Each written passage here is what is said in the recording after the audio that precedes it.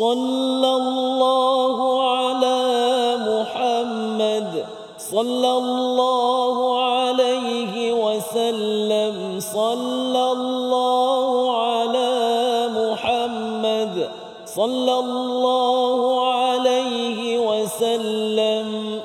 ومدحت بطيبة طه ودعوت بطه الله أن يحشرني أواها بلواء رسول الله.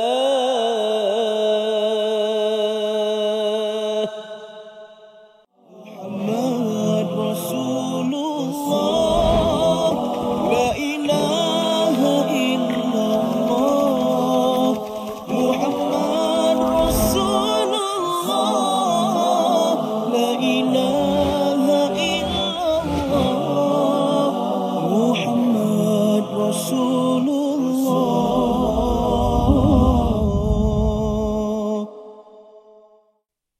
Assalamualaikum warahmatullahi wabarakatuh. Alhamdulillahi rabbil alamin, wassalatu wassalamu ala asyrafil anbiya'i wal mursalin, Sayyidina Muhammadin wa ala alihi wa ashabihi ajma'in, amma ba'd. Apa khabar tuan-puan, ibu ayah, para penonton yang dirahmati Allah sekalian? Mudah-mudahan kita semua berada dalam keadaan yang sihat sejahtera. Kita bertemu lagi dalam rancangan My Hadis Time Rasulullah Suri Teladan, yang mana pada hari ini kita akan membincangkan ataupun rancangan ini membicarakan mengenai tentang hadis-hadis Nabi SAW serta pengajaran, pedoman, panduan, bimbingan yang boleh kita amalkan daripada hadis Nabi SAW. Seperti biasa, sebelum memulakan pengajian, saya suka untuk mengingatkan tentang kesungguhan para salafus salih terdahulu, bagaimana mereka mempelajari hadis.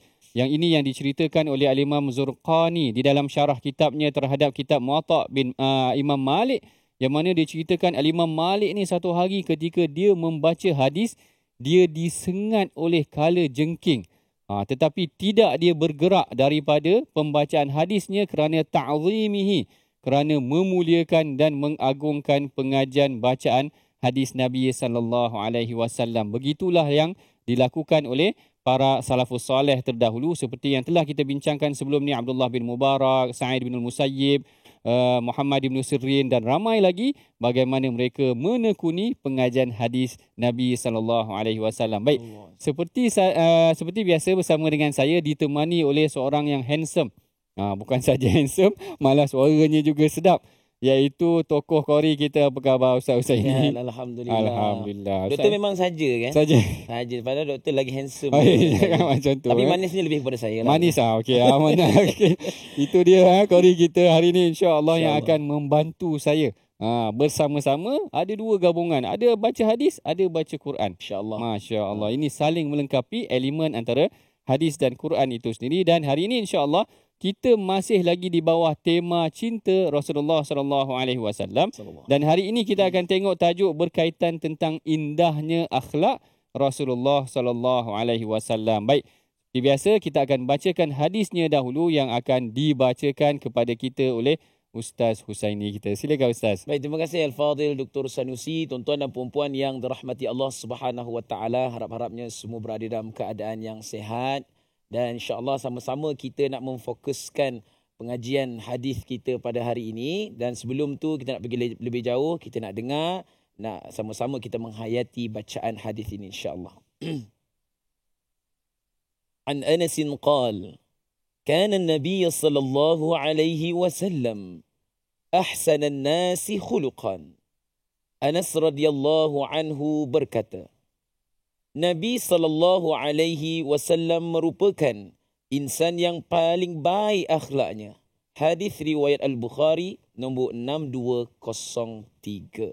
Jadi inilah dia bacaan hadis Dr. Sanusi. Yang sama-sama kalau kita nak dengar bagaimanakah huraian hadis ini akan disampaikan oleh Al-Fadhil Doktor. Silakan. Baik, terima kasih Ustaz Husaini. Kalau kita tengok hadis ini diriwayatkan oleh Sayyidina Anas bin Malik, iaitu khadam Rasulullah. Yang ini saya suka sangat cerita mengenai tentang mulia ataupun indahnya akhlak Rasulullah SAW. Dan kalau tuan-puan perhatikan, sebenarnya yang menceritakan tentang akhlak Rasulullah ini ada 3 orang yang ceritakan. Yang pertama, kalau kita tengok kat sini, Saidina Anas bin Malik, yang mana beliau merupakan khadam Rasulullah yang bekerja berkhidmat dengan Rasulullah, yang kalau pada kebiasaannya pekerja ni tahu dia punya perangai bos dia. Betul lah. Maknanya kalau dia tak suka bos dia, dia akan cakap, oh bos ni sekian-sekian. Dia baik tapi ada tapi macam tu kan. Ada tapi macam tu. Tapi tidak kepada Saidina Anas bin Malik. Maknanya tukang ataupun khadam yang menyediakan keperluan Rasulullah. Tetapi dia kata, aku tak pernah tengok akhlak orang yang paling baik sepanjang aku berkhidmat dengan Nabi SAW selama 10 tahun. Yang keduanya, yang tengok 3 orang yang memuji akhlak Rasulullah ni yang diriwayatkan daripada berbagai kitab. Kalau yang ini adalah daripada riwayat Imam Bukhari. Dalam riwayat Tabrani, yang memuji Rasulullah juga adalah isteri baginda yang namanya Safiyah bintu Huyai. Iaitu Safiyah binti Huyai ini adalah anak kepada pembesar Yahudi, yang mana Huyai bin Akhtab ni plan nak bunuh Rasulullah. Tengok Maknanya yang tukang cakap ini adalah isteri baginda yang mana asalnya ayah mertuanya memusuhi Rasulullah. Tapi yang bercakap tentang kemuliaan akhlak Rasulullah adalah anak kepada bekas musuh Rasulullah sendiri. Maknanya kalau kita lah dia bekas musuh kita, kita akan cakap kita ada benci sikit lah, perasaan yang tak suka. Tapi yang memuji ini adalah anak kepada musuh ataupun bekas musuh Rasulullah. Membayangkan yang tukang cakap itu adalah bukan kawan-kawan baik dia yang puji, ataupun bukan ahli keluarga dia yang puji, tapi orang yang memang tak suka, asalnya tak suka kepada Rasulullah SAW. Dan yang ketiga, yang memuji Rasulullah, yang mengatakan kana khuluquhul Quran. Kalau Safiyah tadi dalam riwayat Tabrani, yang mana dalam riwayat yang sahih juga Sayyidatina Aisyah puji Rasulullah, dia kata kana khuluquhul Quran. Yang bercakap tentang akhlak Rasulullah ni pula isteri dia orang yang rapat sangat dengan baginda Nabi SAW. Dan pada kebiasaannya, orang yang paling kenal suaminya ini adalah isteri dia. Betul. Segala rahsia Ustaz ini ada dalam poket isteri dia. Betul tak? Betul. Dia boleh tipu orang lain. Ustaz ini dia boleh tipu semua orang lah. Kenapa saya? Contoh je. Contoh. Okay. Saya lah. Okay. Saya boleh cakap kat semua orang tentang saya baik ke apa ke, pergi solat apa semua qiyamul lail. Tapi kita tak boleh tipu isteri kita. Tapi doktor minta maaf sahabat-sahabat yang ceritakan akhlak Nabi ni secara spesifik ataupun secara general? Pada asalnya kalau kita tengok 3 orang tadi, Saidina Anas, Safiyah binti Huyai dengan Aisyah, memang dia cakap general. Tetapi general tu membayangkan perincian yang sangat mulia akhlaknya. Nanti kita akan perincikan, ada kisah-kisah terperinci. Tapi nak ceritanya, 3 orang ni tadi, seorang adalah yang bekerja dengan dia sebagai khadam. Yang kedua adalah bekas anak musuh baginda sendiri. Yang ketiga adalah maknanya orang yang paling rapat, isteri dia tadi. Maknanya isteri ni memang tahulah semua benda dalam kocek dia. Apa yang baik, apa yang tak baik tentang kita. Semua dia tahu mengenai tentang kita. 3 orang ini adalah orang yang menjadi testimoni, kita panggil bukti yang menunjukkan bahawa Rasulullah SAW adalah seorang yang dikatakan sangat mulia akhlak baginda Nabi SAW. Baik. Yang ini pada mukaddimahnya dahulu sebelum kita perincikan mengenai tentang apa yang kita katakan Rasulullah SAW memiliki akhlak yang sangat agung, yang indah, yang mulia itu tadi. Dan seperti biasa pada sesi awal ini juga kita akan berikan soalan kuis kita pada hari ini. Mungkin Ustaz ini boleh baca soalan kuis. Boleh, insyaAllah. Terima kasih kepada Al-Fadhil Dr. Sadusi. Tuan-tuan dan puan, kita nak pergi kepada soalan kuis kita. Ya, perhatikan betul-betul. Siapakah sahabat yang mengatakan akhlak Rasulullah adalah akhlak Al-Quran? Saya ulang balik. Siapakah sahabat yang mengatakan akhlak Rasulullah adalah Al-Quran? Satu pertanyaan Ustaz, Doktor. Nak tanya, apa yang dimaksudkan dekat sini dengan akhlak Al-Quran? Ini satu soalan yang baik. Apabila ada sahabat memuji Rasulullah, maknanya bila dia asal hadis tersebut adalah seorang sahabat tanya pada Rasulullah, sifatkan kepada kami, tunjukkan kepada kami bagaimana karakter ataupun akhlak Rasulullah itu. Jadi yang ditanya ini bertanya balik, amma taqra Quran. Dia kata kau tak baca Quran. Dia kata macam tu. Sesungguhnya akhlak Rasulullah adalah Al-Quran. Masya Allah. Maknanya perintah Allah Taala kata wal kazimin al-ghaiz. Maknanya memadamkan kemarahan, wal afina 'anin nas. Orang yang memaafkan orang. Segala akhlak-akhlak, perilaku ataupun kaedah ataupun semua sifat yang baik yang Allah Taala sebut dalam Quran, semua itu dijelmakan pada diri Rasulullah tentang amanahnya. Kan, untuk adul amanah ila ahliha ke, ataupun semua ayat-ayat mengenai tentang kemuliaan seorang manusia telah dijelmakan dalam diri baginda Nabi SAW, bersifat amanah, bersifat adil, bersifat jujur dan sebagainya, menyampaikan sebagainya.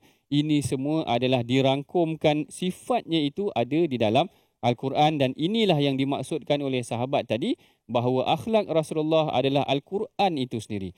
Nak jadi satu pedoman panduan yang baik, nak mengikuti Rasulullah, panduannya adalah termaktub segalanya di dalam Al-Quran. Jadi kita berehat dahulu seketika. My Hadis Time, Rasulullah Suri Teladan. Muhammad Rasulullah.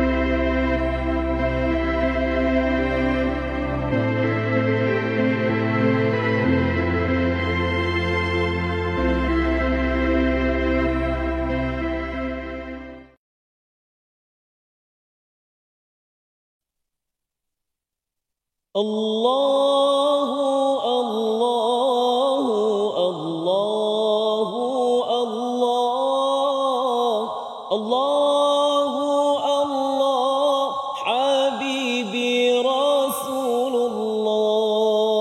rindunya daku kepada bumi Madinah takkan terubat walau sudah ziarah, sekalipun menangis berair mata darah, hati kan tetap rindukan Rasulullah. Allahu Allahu Allahu Allah Allahu Allah Habibi Rasulullah. Allahumma salli ala Sayyidina Muhammad wa ala ali Sayyidina Muhammad. Kita bertemu lagi dalam rancangan My Hadis Time, Rasulullah Suri Teladan. Kalau dalam sesi yang pertama tadi kita ada membicarakan mengenai tentang hadis ataupun huraian hadis secara umumnya, secara ringkasnya, mengenai tentang bagaimana Rasulullah SAW dipuji oleh 3 orang sahabat. Yang pertama Sayyidina Anas bin Malik, hadis yang kita bacakan, dia katakan Nabi SAW ahsanan nasi khuluqan. Hadis yang kedua kita bacakan juga daripada hadis Safiyah binti Huyai yang dia kata ma raaitu ahadan, aku tidak pernah melihat seorang pun ahsanan nasi khuluqa min Rasulillah, tidak ada orang yang paling baik akhlaknya melainkan Rasulullah. Dan yang ketiganya kita juga membacakan hadis daripada Sayyidatina Aisyah radhiyallahu taala anha. Jadi dekat sini kita dah ceritakan secara umum bagaimana kemuliaan akhlak Rasulullah sallallahu alaihi wasallam. Bahkan kalau tuan-puan masih lagi ingat, dalam episod yang sebelum ni kita dah cerita sifat fizikal Rasulullah. Rasulullah seorang yang sangat tampan sehingga kan diriwayatkan oleh Imam Muslim, dikatakan dia digunakan syatrul husun, separuh, ataupun kalau Nabi Yusuf hanyalah separuh kecantikan, Rasulullah itu sepenuh kecantikan ataupun kehandsoman, ketampanannya itu macam mana sempurna peribadi dan kemuliaan baginda. Tetapi itu bukan yang dipuji di dalam Al-Quran.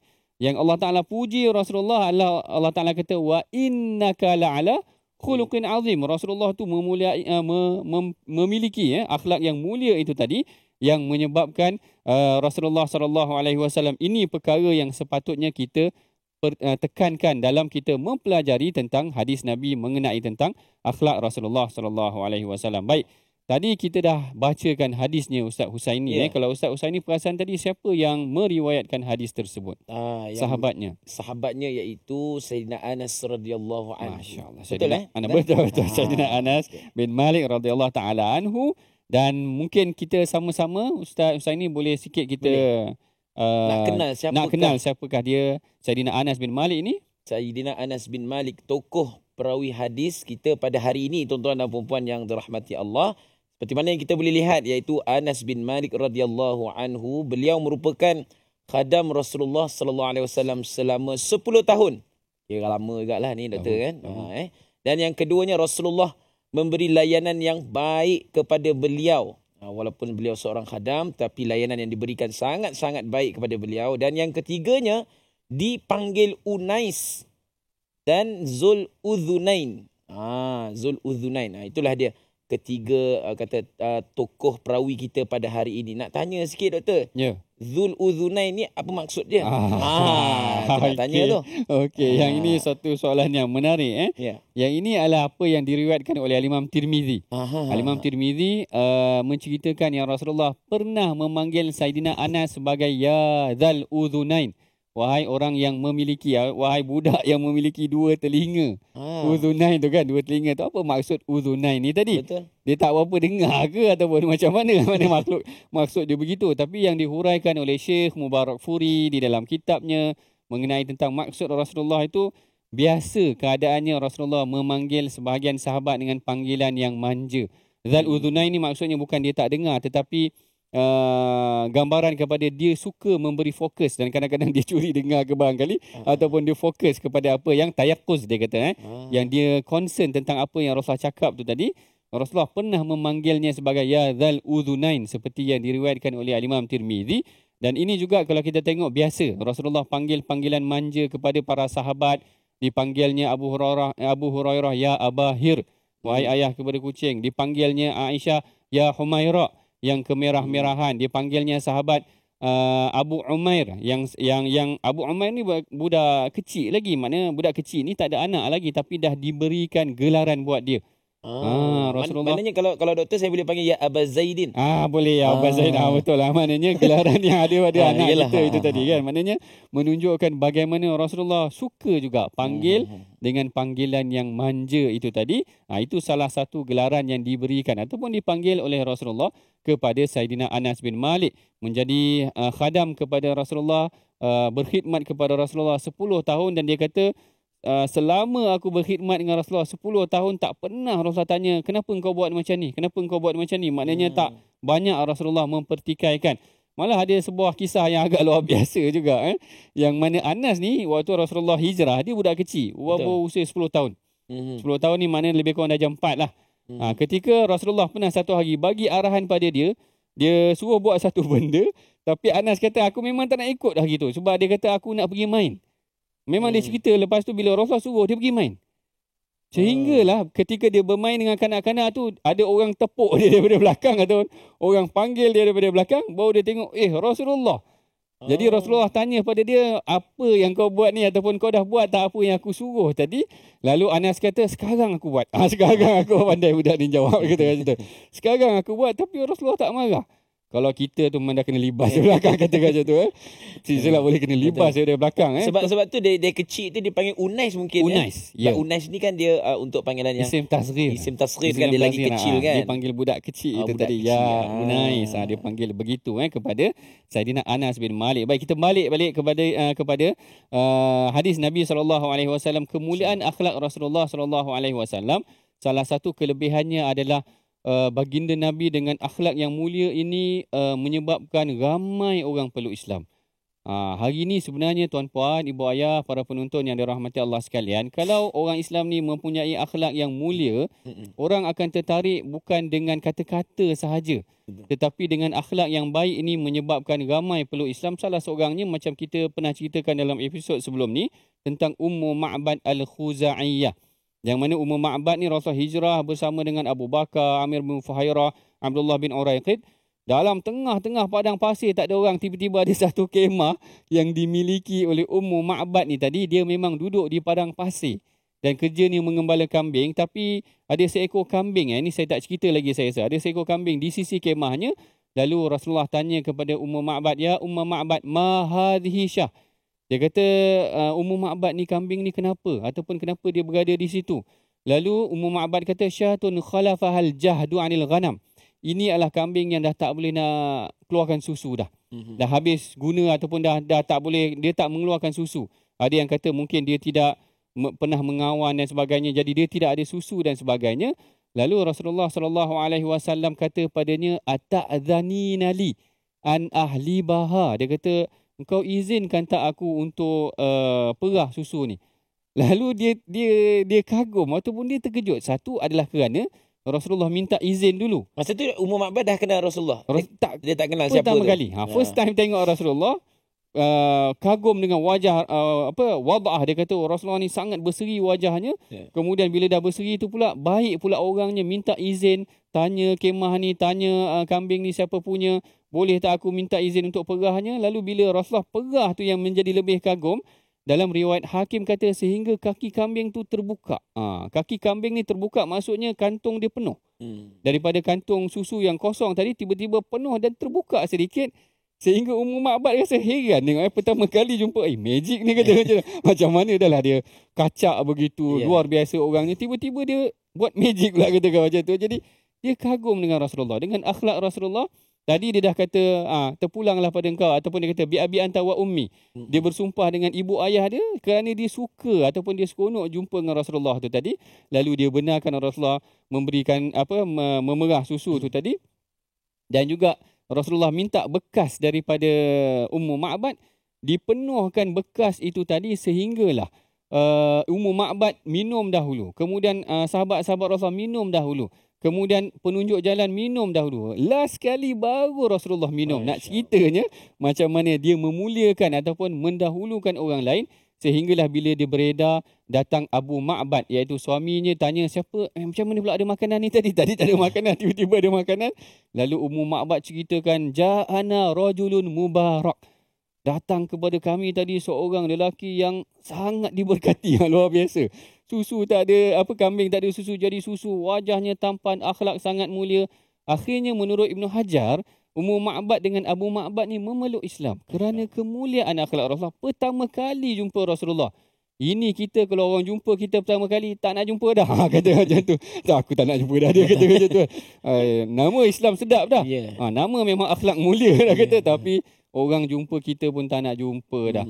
Kemuliaan indahnya akhlak Rasulullah pertama kali jumpa menyebabkan seseorang suka dan ingin memeluk Islam. Kita berehat dahulu seketika. My Hadis Time, Rasulullah Suri Teladan. Muhammad Rasulullah.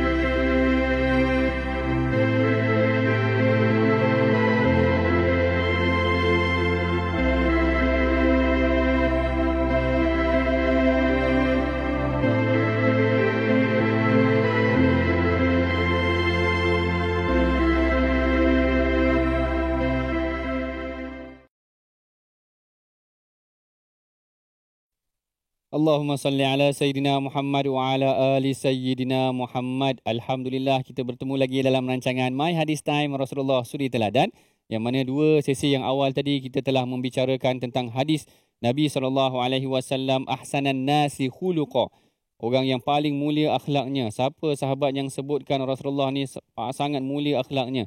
Kemudian kita dah bincangkan mengenai tentang tokoh perawinya Sayyidina Anas bin Malik, dan kita telah huraikan sedikit bagaimana akhlak Rasulullah menjemput ataupun menyebabkan seseorang itu ingin memeluk Islam. Jadi tuan-puan, kalau tuan-puan dapati banyak kelebihannya ataupun manfaat yang boleh kita pelajari daripada hadis Nabi SAW, mari sama-sama kita bantu sebarkan pengajian hadis ini melalui platform media sosial yang telah disediakan daripada rancangan My Hadis Time ini, yang ada di dalam Facebook kita, Instagram, X, TikTok, YouTube, Telegram, dan yang terkini saya rasa dalam grup WhatsApp pun ada. Sama-sama kita sebarkan media sosial, platform media sosial My Hadis Time ini. Mudah-mudahan Allah Ta'ala merahmati usaha kita ini, insya-Allah. Baik, tadi kalau kita dah tengok bagaimana Ummu Ma'bad terpesona dengan akhlak Rasulullah memeluk Islam. Dalam sebuah riwayat yang lain ada diceritakan mengenai tentang seorang sahabat yang namanya Adi bin Hatim, anak seorang tokoh yang terkemuka. Rasulullah sangat memuliakan dia. Dia anak tokoh yang besar, dan dia sebenarnya sebelum tu memeluk agama Kristian, maknanya dah ada background agamanya. Tetapi bila dia disantuni oleh Rasulullah, tengok saya katakan tadi, akhlak Rasulullah, kerana bila dia datang ke masjid Nabi, dia kata, aku dengar dah seorang lelaki yang mengaku dia sebagai Nabi. Aku rasa nak kena jumpa dia. Lalu dia kata, kalau aku dapati dia seorang bukan pendusta, maka aku boleh ikut dia. Tapi kalau dia pendusta, aku tak rugi apa pun. Gambaran dia begitu. Akhirnya bila dia sampai di Madinah, Rasulullah tak kenal pun dia siapa sebenarnya. Sehinggalah orang bagi tahu dia, ini adalah Adi bin Hatim, anak seorang tokoh terkemuka juga, Hatim At-Ta'i.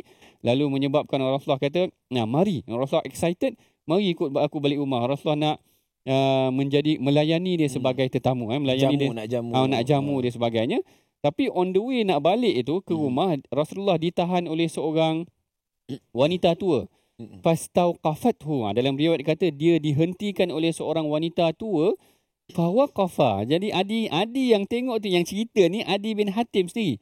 Adi kata dia ditahan oleh seorang wanita tua, dia boleh berhenti tepi jalan dan dia bersembang lama dengan wanita tua tu. Dia kata, wallahi ma hadha bimalikin. Dia kata ini bukan raja ni. Ni maknanya orang boleh hentikan di tepi jalan. Kalau raja ni ada protokol katakan macam tu, ada kita kena minta izin dan sebagainya. Dia kata ini boleh dihentikan oleh sesiapa sahaja. Sehingga sampai di rumahnya, Rasulullah menghulurkannya tempat lapik duduk dan baginda sendiri duduk di atas lantai. Masya Allah, dia kata ini orang yang sangat luar biasa. Kagum dia Adi bin Hatim dengan Rasulullah, akhirnya menyebabkan Adi bin Hatim memeluk Islam. Sama juga dengan seorang lelaki dalam riwayat Ahmad menceritakan, Safwan bin Umayyah kalau tak silap saya, yang meminta Rasulullah kambing. Rasulullah bagi kambing yang ada di antara dua bukit. Lalu dia balik kepada kaum dia kata, aslimu. Dia kata, masuklah Islam kita semua. Kerana Rasulullah ini lelaki yang tidak takut akan kefakiran. Maknanya bukan dunia dia punya target. Maknanya keindahan, kemuliaan akhlak Rasulullah ini menyebabkan orang kagum dan akhirnya memeluk Islam. Ini antara kelebihan-kelebihan ataupun kenapa kita berpegang kepada akhlak yang mulia seperti Rasulullah SAW. Dengan akhlak yang mulia kita menjemput seseorang itu untuk sama-sama menikmati nikmat Islam itu juga tadi. Dan contoh-contoh Rasulullah ni akhlaknya sangat baik dengan kanak-kanak, dengan kaum wanita, dengan keluarga, dengan bukan Islam, dengan jiran. Ini semua terlalu banyak kalau kita nak ceritakan pada hari ini. Tetapi kita ambil yang penting-penting sahaja, membayangkan tentang kepentingan untuk kita melaksanakan akhlak yang baik dengan musuhnya sendiri. Abu Sufyan ketika mana melihat Rasulullah ini, dia ataupun pertemuan Abu Sufyan dengan Hirqal ataupun Hercules, iaitu tokoh ataupun raja Rom itu tadi, Abu Sufyan sendiri tak menafikan akhlaknya sebagai seorang yang amanah. Kemudian sama juga dengan Urwah bin Mas'ud, seorang tokoh Quraisy dalam perjanjian ataupun dalam pertemuan Hudaibiyah, menunjukkan yang Rasulullah ini adalah seorang yang dikatakan sangat luar biasa dari aspek akhlaknya. Jadi musuh sendiri, orang yang mungkin tidak suka kepada Rasulullah pun boleh terpesona dengan akhlak baginda Maknanya, Nabi sallallahu alaihi Dr. wasallam. Sanusi, apa ni, kalau kita lihat akhlak Nabi itu sendiri, dia mempengaruhi ramai pemimpin-pemimpin di luar sana, betul. kan. Bukan sekadar orang biasa. Bukan sekadar orang biasa. Macam kita tengok raja-raja yang ada yang pernah disantuni oleh Nabi itu sendiri. Betul. Akhlak Nabi itu memainkan peranan yang penting dalam perkembangan Islam. Itulah pada yang hari kita sangat tekankan pada hari ini. Maknanya bukan sekadar kita belajar hadis, tetapi akhlak itu perlu kita pegang agar ia menjadi satu contoh yang masyarakat akan mengambil faedah daripada akhlak mulia yang ditunjukkan oleh Rasulullah sallallahu alaihi wasallam. Baik, tuan-puan yang dirahmati Allah sekalian, seperti biasa dalam sesi yang ketiga ini kita akan ada pengajian sikit mengenai tentang ulum al-hadis. Ulumul hadis, yang mana pada hari ini kita akan belajar tentang apa, Ustaz ini? Kita hari ini akan belajar berkenaan tentang sanad. Kan orang selalu sebut sanad. Sanad tu apa? Sanad tu apa? Okey. Jadi penonton-penonton, tuan-tuan dan puan-puan yang dirahmati Allah Subhanahu Wa Taala, kita nak lihat sedikit apakah yang dimaksudkan dengan sanad. Dari sudut bahasanya ialah sesuatu yang menjadi sandaran ataupun pergantungan. Dari segi istilahnya, Doktor? Betul. Istilahnya adalah rangkaian ataupun rantaian perawi yang menyampaikan hadis.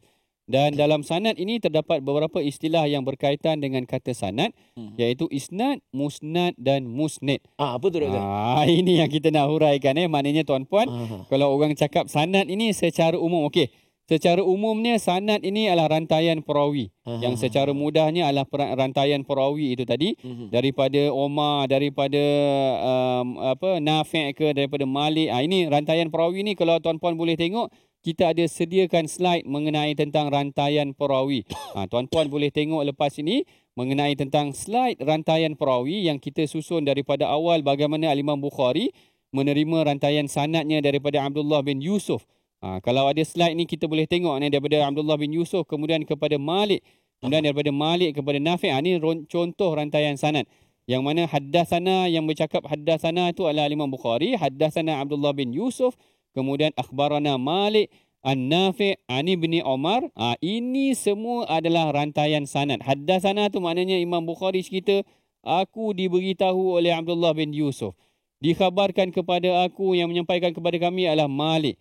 Kemudian daripada Nafi', kemudian daripada Ibnu Umar. Ini dinamakan sebagai sanad. Dan kita juga ada, ini contoh yang lebih jelas. Kalau ibu ayah, tuan-puan boleh tengok, maknanya Imam Bukhari terima hadis itu daripada Abdullah bin Yusuf, terima daripada Malik, terima daripada Nafi', terima daripada Ibnu Umar ataupun Abdullah bin Umar. Yang ini sebenarnya dipanggil rantaian sanad silsilah zahabiyah. Rantaian sanad emas. Kerana emas ni, kerana perawi tu perawi-perawi yang power-power lah. Nafi', Malik dan sebagainya. Berbalik pada soalan Ustaz Usaini tadi. Apa maksud isnad? Isnad sebenarnya maksudnya sama dengan sanad. Maknanya yang menjadi sandaran. Siapa yang menjadi sandaran kita? Bukhari. Kerana Bukhari cerita ni daripada tok guru dia. Siapa yang menjadi sandaran Bukhari? Abdullah bin Yusuf. Siapa jadi sandaran Abdullah bin Yusuf? Nafi' Malik itu tadi. Siapa jadi sandaran Malik? Nafi'. Sampailah kepada Rasulullah. Itu sandaran dia. Dia punya hujah dia ataupun bukti dia dengar daripada siapa. Kemudian maksud yang kedua, musnad. Musnad ini adalah kitab yang menghimpunkan hadis-hadis tu tadi. Maknanya himpunan daripada hadis-hadis itu dinamakan musnad. Cuma musnad ini tak sama dengan kitab yang lain. Musnad adalah kitab hadis yang disusun berdasarkan nama perawi. Contoh macam bab pertama, musnad Abu Bakar. Semua hadis daripada Abu Bakar aja. Musnad Omar, hadis daripada Omar sahaja. Sebab tu kalau kita nak cari satu hadis, orang dah beritahu hadis ni adalah hadis Abu Bakar. Jadi kita senang buka kitab musnad, kita boleh jumpa ada, memang ada. Dia dah asing-asing. Dia dah susun berdasarkan nama perawi. Kalau sunan adalah kitab hadis yang disusun berdasarkan abwabul fiqhiyah, bab-bab fiqh. Sebab tu kalau kita buka kitab sunan, Sunan Tirmizi bagi contoh, ataupun Jami' Tirmizi, Sunan Abu Daud. Buka Sunan Abu Daud, bab pertama bab wudu katakan. Bab kedua bab salat, bab ketiga bab zakat. Dia disusun berdasarkan bab-bab fiqh. Dia tak sama dengan musnad tadi, disusun berdasarkan nama perawi. Kemudian apa pula musnid? Musnid, banyak teknikal ni, aku tak ingat pula nanti ya. Musnid ni pula adalah yang menyampaikan hadis tersebut. Ada orang dapat gelaran musnid dunia, maknanya dia adalah penyampai yang memegang sanad. Dalam dunia ni banyak sanad dia, musnid dunia ataupun musnid ni adalah pemegang penyampai kepada sanad itu tadi. Yang ini adalah pengajian ulum hadis yang kita dapati ataupun kita dapat manfaat daripadanya. Lepas ni kalau orang tanya, kita tahu dah lah apa itu sanad. Sanad ini rantaian ataupun rangkaian perawi itu tadi, yang mana kadang-kadang ada pengajian hadis, kita kata pengajian hadis 40 bersanad. Maknanya bersanad ni dia ada rantaian perawi yang sampai kepada tok guru dia. Macam contoh, kalau kami ada buat program hadis 40 Nawawi bersanad, maknanya ada sanad kami ni sampai ke Al-Imam Nawawi. Daripada Al-Imam Nawawi pula sampailah kepada tok guru dia, mungkin sampai juga kepada Rasulullah sallallahu alaihi wasallam. Sikitlah doktor kan. Sikit, Apa mungkin jawapan ni boleh jawab lepas ni ke apa kan. Kenapa penting ni adanya sanad ni? Doktor nak jawab sekarang ke macam mana? Soalan ini kita akan jawab sebentar lagi, insya-Allah. Insya-Allah. Kita berehat dahulu seketika, insya-Allah. Muhammad Rasulullah.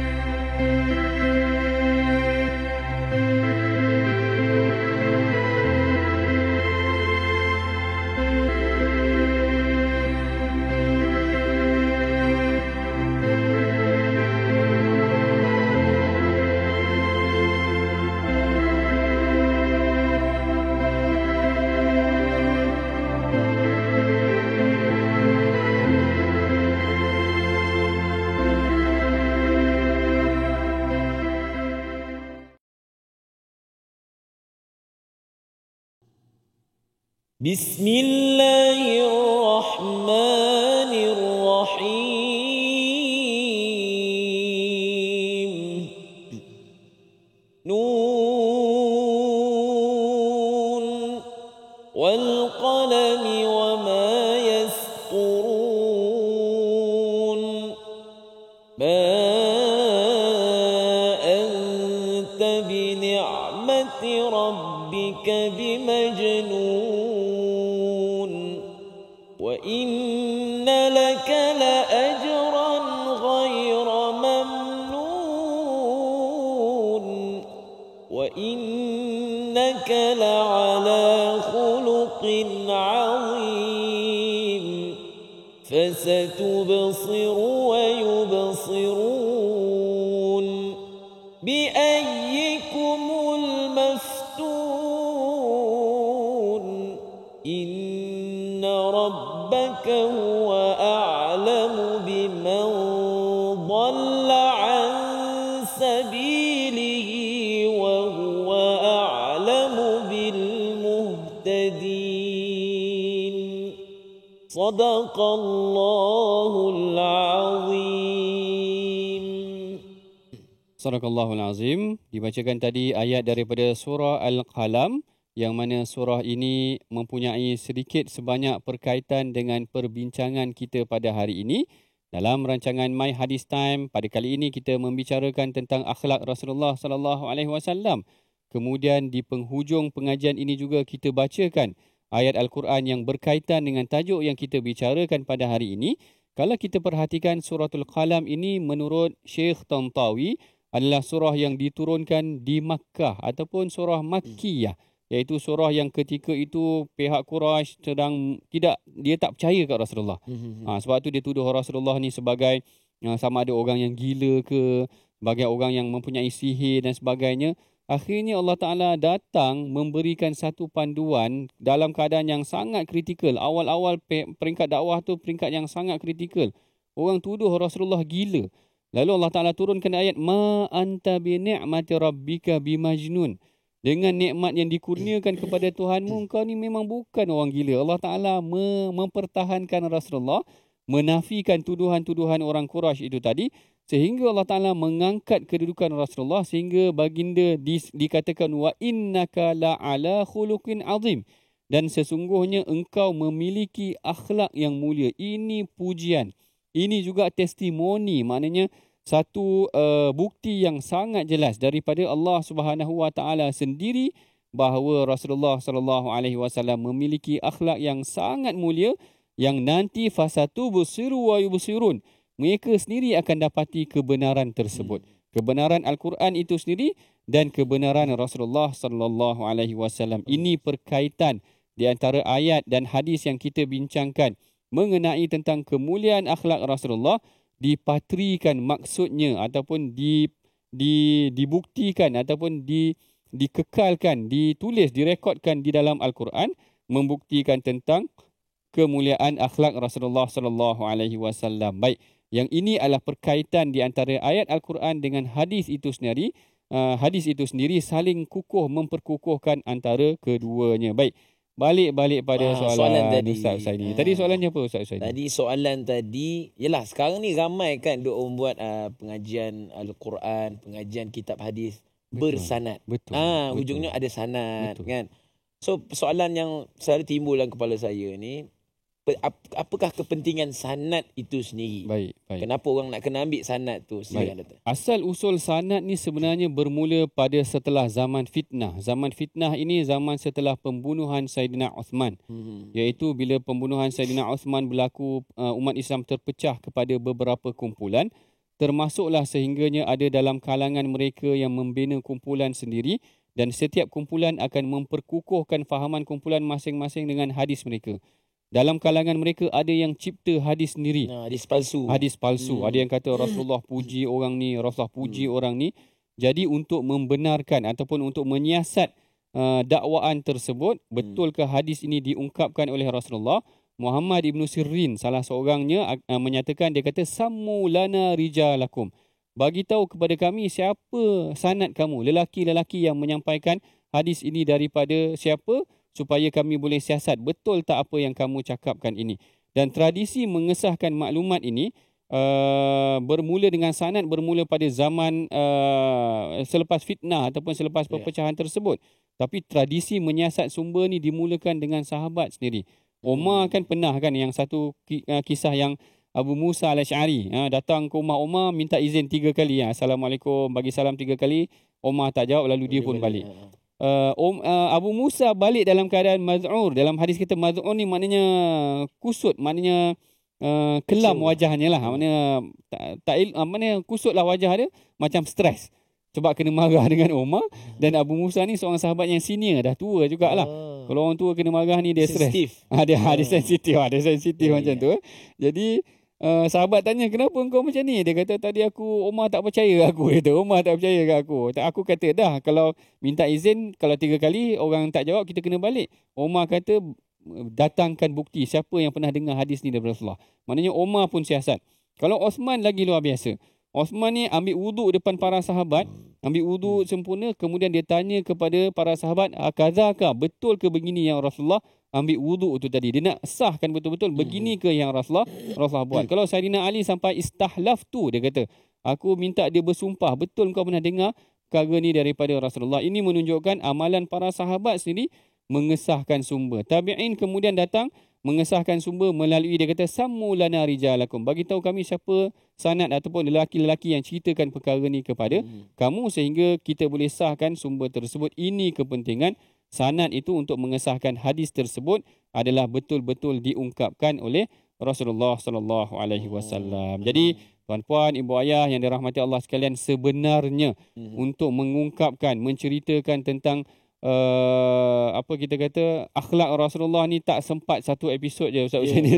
Tak sempat satu episod. Paling kurang kena 3 episod tu. Lebih lah, kita setahun lah kita episod untuk huraikan tentang. Sebab saya teringat ada satu pensyarah ni, lecturer di Arab mana, tanah Arab lah.